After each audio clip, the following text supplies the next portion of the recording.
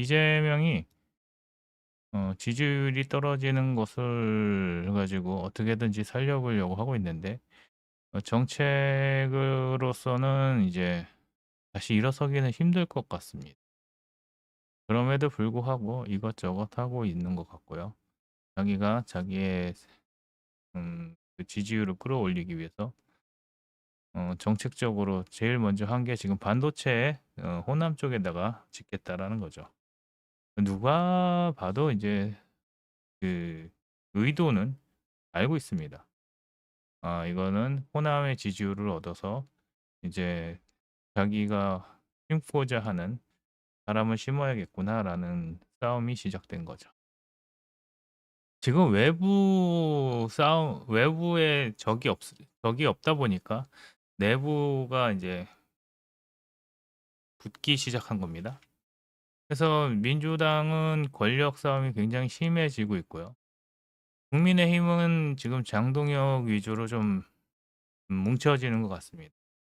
그래서 야당과 여당을 좀 비교하자면 장동혁은 지금 올림픽 공원의 민심을 받아들이는 것으로 굉장히 당권을 잘 장악하고 있고 아직도 인기가 좀 있죠.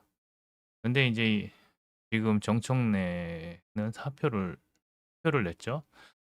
사직을 하고 이제 새로운 당권을 도전을 해야 되는데 이제 이재명과 정청래가 이제 거의 사활을 거는 거라고 저는 보고 있습니다. 그래서 그거에 대해서 오늘 좀 얘기를 해 보고요. 그다음에 홍명보 사건으로 인해서 인제 어 이재명이 홍명보가 아니라 축구협회를 칠 것 같습니다. 그래서 고거 얘기를 조금 더 정리를 해 보도록 하겠습니다.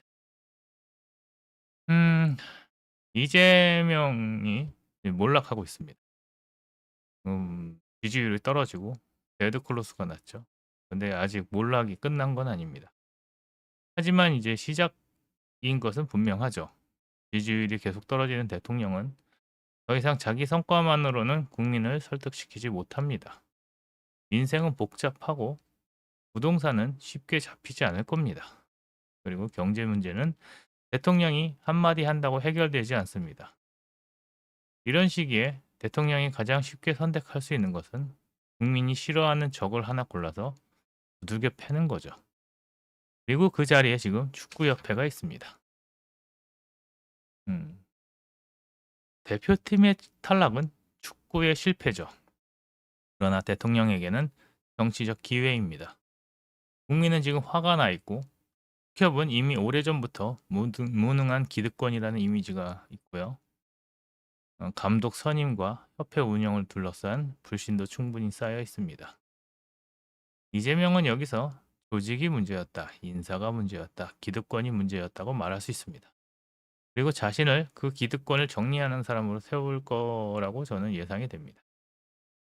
그 협회를 치는 것은 축구 개혁만의 문제가 아니죠.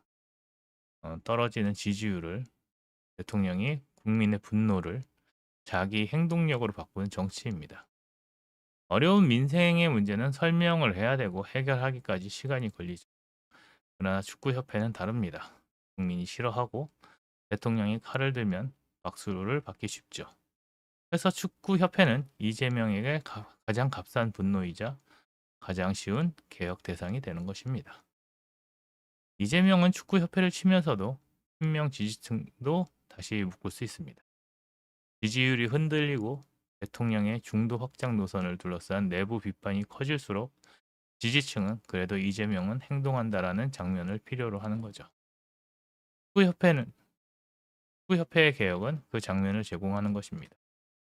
국민은 축구의 패배를 보고 분노하고 친명 대통령의 개입을 보면서 결집할 것입니다.